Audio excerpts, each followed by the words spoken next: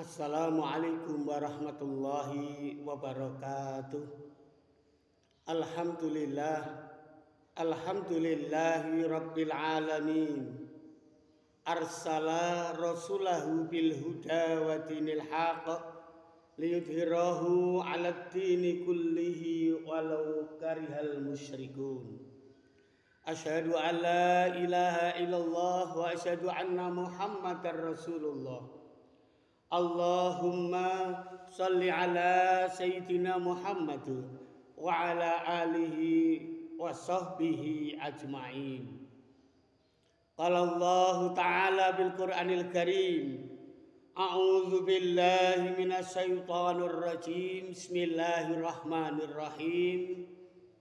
Wallahu akhrajakum min butuni ummahatikum la ta'lamuna syai'a wa ja'ala lakumus sam'a wal absar wal af'idah la'allakum tashkurun. Qala Nabi sallallahu alaihi wasallam, ittaqillaha kaitsuma kunta wa adbi sayyi'atal hasanata tamhuha wa khaliqin nasa bi khuluqin hasanin. Sadaqallah wa sadaqur rasul. Kaum muslimin wal muslimat rahimakumullah dimanapun berada, yang saya hormati, yang saya cintai dan yang saya banggakan, terutama jamiah pengajian Nurul Quran yang berbahagia, yang saya hormati dan yang saya cintai. Puji syukur alhamdulillah kita aturkan kehadirat Allah Subhanahu wa Ta'ala atas nikmat yang dianugerahkan kepada kita sekalian. Semoga dengan syukur kita Allah menambah nikmat yang diberikan kepada kita sekalian, baik itu kuatnya iman dan Islam, ihsan kita, juga kemuliaan, rezeki yang berkah, keluarga yang sakinah, anak cucu yang soleh dan solehah, dan nikmat yang lain. Amin ya rabbal alamin. Salawat dan salam kita sanjungkan kepada baginda Rasul Nabi Agung Muhammad sallallahu alaihi wasallam. Allahumma sholli ala Sayyidina Muhammad kama shallaita ala Sayyidina Ibrahim wa barik ala Sayyidina Muhammad kama barakta ala Sayyidina Ibrahim fil alamina innaka hamidum majid. Mari kita lanjutkan kajian kita mempelajari ayat-ayat suci Al-Quran, terutama kisah-kisah umat terdahulu, baik itu kisah yang baik maupun kisah umat yang buruk yang mendapat azab dari Allah Subhanahu wa Ta'ala. Itu sebagai pelajaran bagi kita, sebagai gambaran hidup bagi kita agar lebih berhati-hati dalam melangkah dan beribadah kepada Allah Subhanahu wa Ta'ala, dalam rangka menyembah kepada Allah Subhanahu wa Ta'ala. Pada hakikatnya tidak ada tugas lain kita kecuali mengagungkan, menyembah, memahasucikan Allah Subhanahu wa Ta'ala. Wa ma khalaqtul jinna wal insa illa liya'budun. Kali ini masih kita lanjutkan kisah tentang kesombongan umat-umat terdahulu. Yang lalu kita pelajari tentang kesombongan iblis yang dilaknat oleh Allah, diusir dari surga, ditetapkan sebagai makhluk yang terhina, dan dikeluarkan dari surga. Besok akan menghuni neraka jahanam karena dia menolak kebenaran dari Allah, menolak perintah dari Allah, disuruh hormat, disuruh hormat kepada Adam, dia tidak mau. Mengapa dia tidak mau? Karena dia takabur, karena dia sombong, merasa dirinya lebih baik karena diciptakan dari api, sedangkan Adam diciptakan dari tanah. Dia terlahir lebih dulu, Adam baru kemudian mengapa harus menghormat. Itulah alasan iblis yang akhirnya pembangkangan iblis itu mendapat kutukan dari Allah Subhanahu wa taala. Na'udzubillah min dzalik. Yang kita pelajari nanti adalah kesombongan dari Raja Fir'aun, kesombongan dari anaknya yang namanya Haman, dan kesombongan dari Qarun, umatnya Nabi Musa alaihi salam. Berbicara masalah kesombongan itu berarti tidak ada rasa syukur, tidak mempunyai niat berbakti kepada Yang Maha Kuasa. Karena Allah telah memberikan nikmat yang luar biasa kepada kita. Kenapa tidak bersyukur?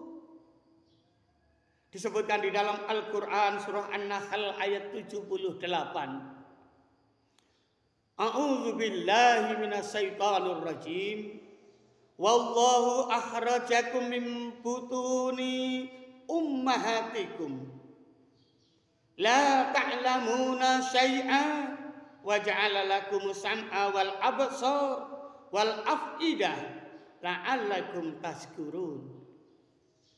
Allah mengeluarkan kamu bayi dari perut ibumu, semua insan kecuali yang dikehendaki oleh Allah, dalam keadaan tidak mengetahui apa-apa, tidak membawa apa-apa, tidak memiliki apa-apa.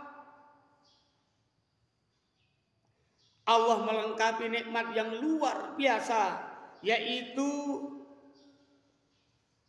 dilengkapi dengan sam'a, pendengaran kita, wal absar, penglihatan kita, wal afidah, hati nurani dan pikiran kita. Semuanya ini dalam rangka menjalani hidup di dunia, merasakan nikmat Allah, mensyukuri nikmat Allah, mengagungkan Allah. Menjadi hebat karena diberikan nikmat yang luar biasa ini, la'allakum tashkurun, agar kamu bersyukur. Ternyata dengan modal penglihatan, dengan modal pendengaran, dengan modal hati dan kecerdasan, manusia bisa memiliki apapun. Kehebatan yang dianugerahkan oleh Allah fil ard, di bumi. Kepandaian dapat ia peroleh, kehebatan, pangkat yang tinggi, kekayaan yang luar biasa, teman yang begitu luar biasa banyaknya. Itu karena kehebatan nikmat yang diberikan Allah kepada kita sekalian, kepada umat manusia, kepada hambanya. Tetapi kalau ini tidak disadari, itulah yang mengakibatkan kesombongan. Kesombongan itu yaitu al-kibru batarul haq wa ghamtun nas. Kesombongan itu menolak kebenaran, meskipun itu dari Allah, ditolak dia kebenaran itu, dan dia merendahkan orang lain.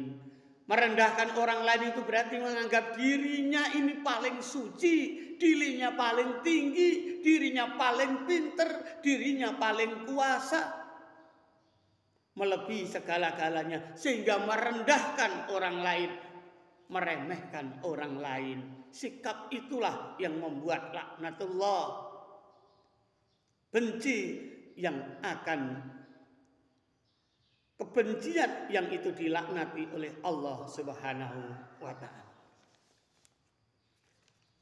Raja Fir'aun itu seorang raja yang luar biasa hebat, kekuasaannya luar biasa, kemampuan fisiknya luar biasa, dan umurnya panjang sampai 450 tahun. Tetapi dia tidak bersyukur kepada Allah, menolak kebenaran. Penolakan Raja Fir'aun itu disebutkan di dalam Al-Quran surah Al-Qasas ayat 4 dan ayat 38. Di mana disebutkan di sana inna fir'auna ala fil ardi wa ja'ala ahlaha syi'a yastad'if ta'ifatan minhum yudabbihu abna'ahum wa yastahyi nisa'ahum innahu kana minal mufsidin. Fir'aun itu membuat kerusakan di bumi, membuat keburukan di bumi anugerah dari Allah ini. Apa? Dia berbuat sewenang-wenang karena kehebatan.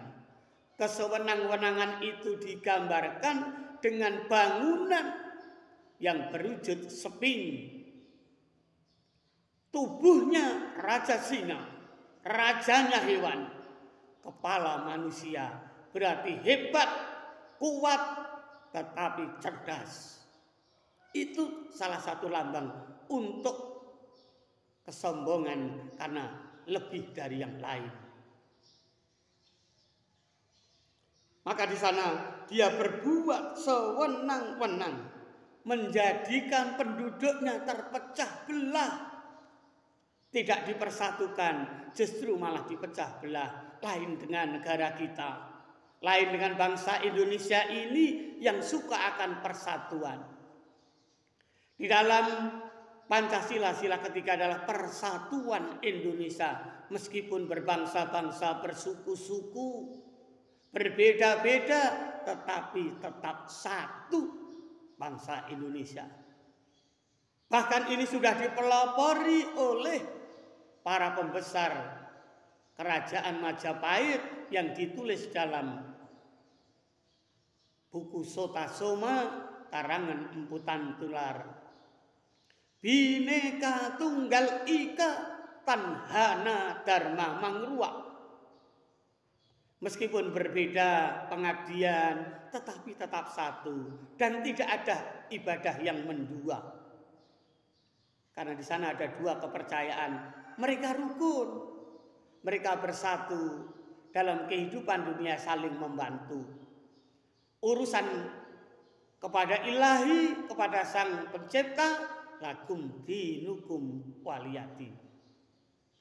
Ingat kita kisah Nabiullah Muhammad sallallahu alaihi wasallam ketika hijrah pertama di Madinah, bukan membangun masjid, bukan menggalang dana, tetapi yang dilakukan langkah baginda Rasul yang hebat ini adalah mempersatukan penduduk Madinah. Kalau bersatu akan kuat, bersatu kita teguh, bercerai menjadi runtuh. Itulah semboyan yang luar biasa hebatnya, diteruskan pada generasi-generasi berikutnya sebagai pedoman dalam menggalang persatuan. Membiarkan penduduknya terpecah belah, itulah Raja Fir'aun. Bahkan yang mayoritas menindas yang minoritas. Yang ditindas adalah kaum Bani Israel. Yudabbihu abna'ahum wa yastahyi nisa'ahum. Kerusakan yang dilakukan Fir'aun berikutnya adalah membiarkan hidup perempuan, bayi perempuan, dan membunuh bayi laki-laki. Ternyata meskipun hebat, dia penakut juga karena ada masukan dari pejabatnya, dari punggawanya, bahwa besok dia akan dibunuh oleh laki-laki Bani Israel. Maka langkah yang dilakukan adalah membunuh setiap bayi laki-laki dan membiarkan hidup bayi perempuan. Mereka tidak menipu Allah, tetapi Allah yang menipu mereka. Ada satu bayi yang lolos dan hidup, bahkan menjadi pembesar, bahkan menjadi utusan Allah, dan itu melawan Fir'aun. Siapa? Anak angkatnya sendiri, yaitu Nabi Musa alaihi salam.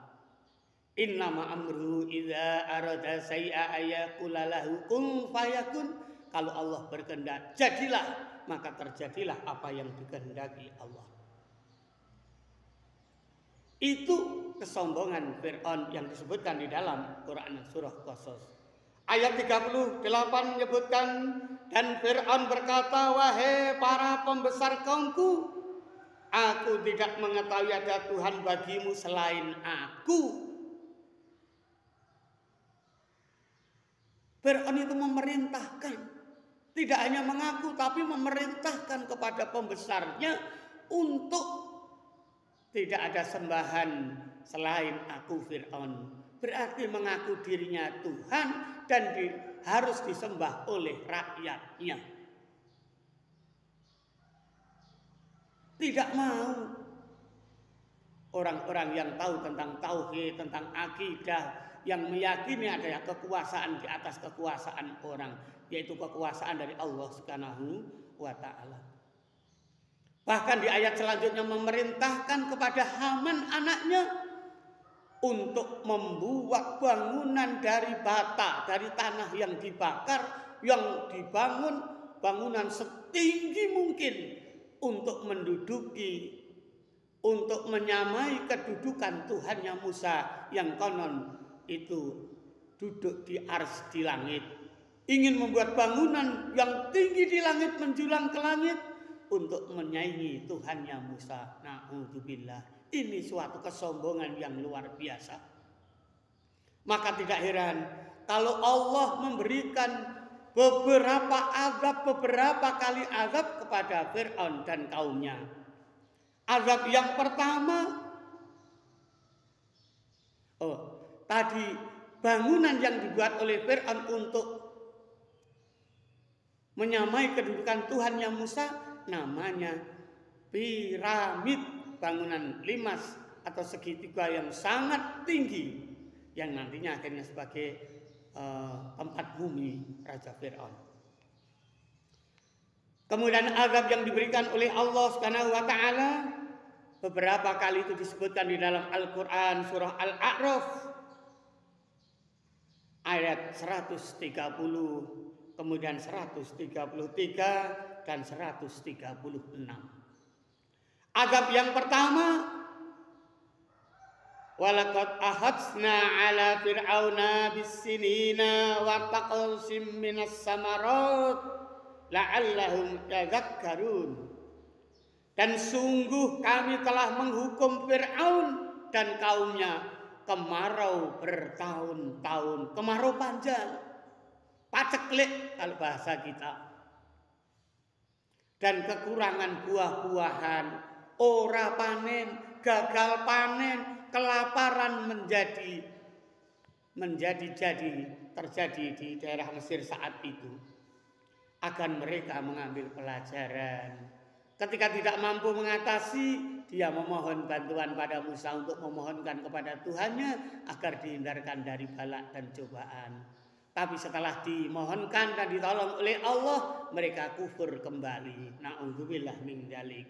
Maka akhirnya datang hukuman berikutnya, yaitu di dalam Quran surah Al-A'raf ayat 133, fa arsalna 'alaihimut tufan wal jarada wal qumala wadufai'a waddama ayatim mufassalat fastakbaru wa kanu qauman mujrimin.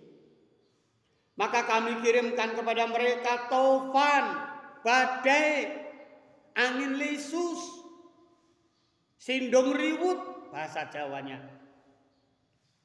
Kami kirimkan belalang, berarti kutu-kutu sebagai hama yang menghanguskan, menghancurkan segala tanaman.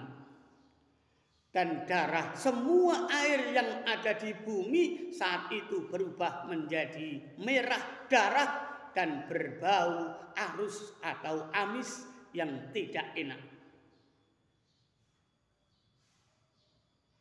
Tetapi bukti-bukti itu mereka masih menyombongkan diri, bahkan ingin membunuh utusan Allah, menentang Allah. Maka tidak heran kalau Allah memberikan azab yang luar biasa. Fantaqamna minhum fa'araqnahum fil yammi bi annahum kadzabu bi ayatina wa kanu anha ghafilin. Maka kami hukum sebagian di antara mereka, lalu kami tenggelamkan mereka di laut. Karena mereka telah mendustakan ayat-ayat kami dan mereka melalaikan ayat-ayat kami. Melalaikan ayat Allah, mendustakan ayat Allah, tidak beriman kepada Allah, bahkan menentang Allah Subhanahu wa ta'ala. Na'udzubillah, tsumma na'udzubillah. Hukuman berat, dijeburkan, ditenggelamkan di laut beserta bala tentaranya. Meskipun menjelang ajalnya dia, saya taubat, saya beriman kepada Rabbu Musa wa Harun, tetapi ketika azab itu tidak terima karena beberapa peringatan, berapa kali peringatan tidak pernah dihiraukan. Na'udzubillah min dzalik. Jadi kesimpulannya, orang yang sombong menentang Allah, membuat kerusakan di bumi, dilaknat oleh Allah dan akan mendapat azab yang sangat berat. Na'udzubillah min dzalik. Yang berikutnya adalah kesombongan Qarun. Ini juga disebutkan di dalam surah Al-Qasas. Surah ke-28 ayatnya 78 dan seterusnya. Qarun itu memiliki kekayaan luar biasa. Bahkan kunci gudangnya itu yang membawa bukan manusia tetapi unta. Saking banyaknya kekayaan, saking banyaknya harta benda yang dia miliki. Mestinya besar syukurnya kepada Allah diberikan anugerah harta yang luar biasa. Tetapi Qarun tidak. Dia mengatakan qala innama utituhu 'alal ilmi indi al-ayat. Sesungguhnya aku diberi harta itu semata-mata karena ilmu yang ada padaku. Aku sugih ki mergo aku hebat, mergo ilmuku. Itulah pernyataan Qarun. Apalagi beribadah kepada Allah, syukur saja tidak, mengakui saja tidak. Akhirnya dihukum oleh Allah Subhanahu wa taala, fa khasafna bihi wa bidarrihil ard al-ayah. Mereka kami benamkan dia Qarun, maka kami benamkan dia Qarun bersama rumahnya ke dalam bumi, dipendam atau ditelan oleh bumi rumahnya, kekayaannya dan dirinya. Na'udzubillah min dzalik. Kekayaan itu diminta oleh Allah dengan ditenggelamkan di dalam bumi, ditelan bumi, dihimpit bumi, disiksa. Maka menjadi cerita sampai sekarang, kalau menemukan kekayaan harta di dalam bumi disebut harta Qarun atau harta karun. Biasa orang menyebut begitu. Ini karena kesombongannya. Kesombongan yang lain dilakukan oleh Raja Abraha. Ingin menghancurkan Ka'bah. Tetapi Allah tidak ridha. Allah tidak berkenan. Maka Raja Abraha dengan pasukan gajahnya dimusnahkan oleh Allah dengan lemparan batu dari burung ababil,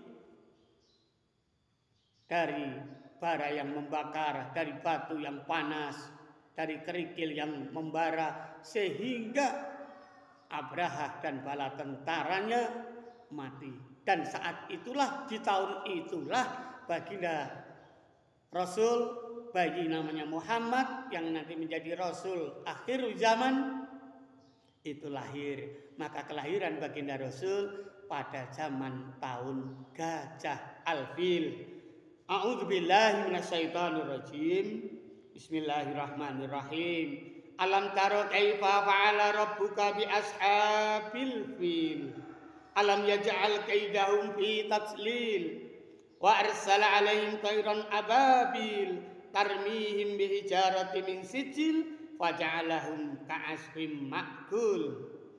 Tidaklah engkau Muhammad memperhatikan bagaimana Tuhanmu bertindak terhadap tentara bergajah?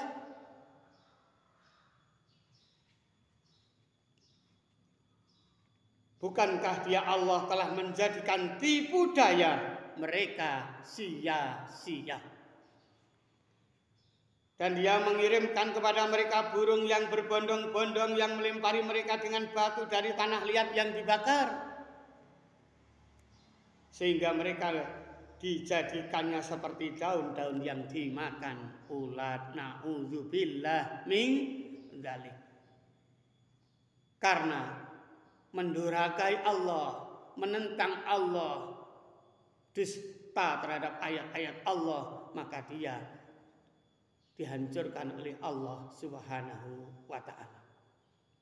Termasuk satu lagi raja yang sangat sombong, yaitu Raja Sadat. Kaum Ad di Iram mempunyai bangunan yang luar biasa hebat, yang tinggi dan hebat berlapis emas, saking kayanya. Dia mendengar bahwa Tuhan memiliki surga yang begitu indah. Ia ingin menyaingi surga. Tapi apa akibatnya? Bidadari yang mereka buat dari para yang mereka cari dari perempuan-perempuan yang cantik dan lain sebagainya.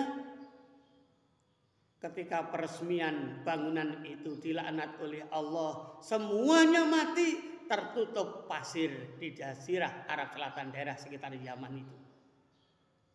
Itulah kutukan dari Allah, hukuman dari Allah, kehancuran dari Allah bagi orang-orang yang sombong.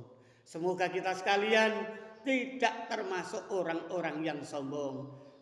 Termasuk golongan orang-orang yang patuh, yang takwa, yang beribadah, menyembah kepada Allah, sehingga kita termasuk golongan orang yang mulia, bahagia, selamat dunia dan akhirat. Amin. Rabbana atina fid dunya hasanah wa fil akhirati hasanah wa qina adzabannar.